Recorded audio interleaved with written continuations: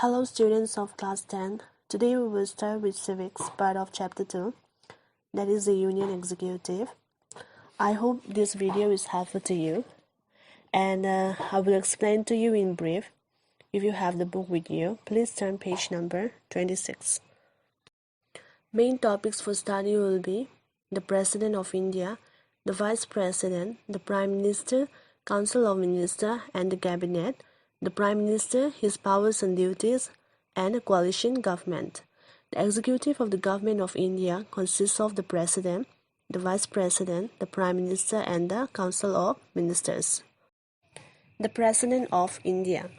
India is a republic. The head of the state is a republic, is an elected person, and he holds office for such a period as is defined and prescribed by the Constitution of the state. The President of India is also an elected person. He holds office for 5 years and he can be re-elected after the expiry of his tenure. Dr. Rajendra Prasad had the longest tenure as the head of the state. He was President of India from 26 January 1950 to 13 May 1962, a period of 12 years. Now the President can serve for a maximum of 10 years only.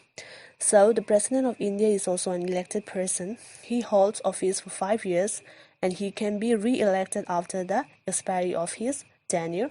And Dr. Rajendra Prasad is the President of India who had the longest tenure as the head of the state, that is of 12 years. The qualifications of President.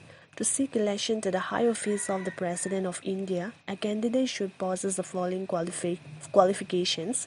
He should be a citizen of India. He should be of 35 years of age at the time of election. And he must be qualified for election as a member of the Lok Sabha but shall not be a member. He should not hold any office or profit under the central or state government. He should not be a proclaimed offender or a sentenced criminal under the law of the land. The procedure for the election of the President. The President of India is not directly elected by the people.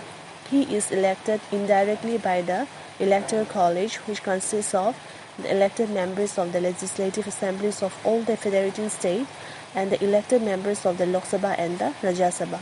So the President of India is not directly elected by the people. He is elected indirectly by the Electoral College, which is the elected members of the legislative assemblies of all the federating states and the elected members of the Lok Sabha and the Rajya Sabha. The time of office of the President. The President of India is normally elected for 5 years. His term of office can in no case be extended. His office can fall vacant under the following conditions. First, death. In case of death of the President, his office falls vacant and the Vice President immediately takes over as the President. Within 6 months, the new President is elected. So in case of the death of the President, the Vice President immediately takes over as the President. Within 6 months, the new President is elected. Second, resignation. A President may resign from his post at any time, and the vacancy in this case is also filled in as is done in the case of the death of the President. So if a President resigns from his post, immediately the Vice President takes over as the President. Impeachment, removal. If a President begins to act against the provisions of the Constitution or is found guilty of misusing his status and position or found involved in corruption, he may be impeached out of the office. Judges can be framed by either of the two houses of the Parliament by a 2/3 majority. Powers of the President. The President of the Republic of India enjoys vast powers which are as follows. Number 1. Executive powers. Appoints Prime Minister, other ministers, governors, ambassadors and members of the UPSC responsible to execute laws. Number 2.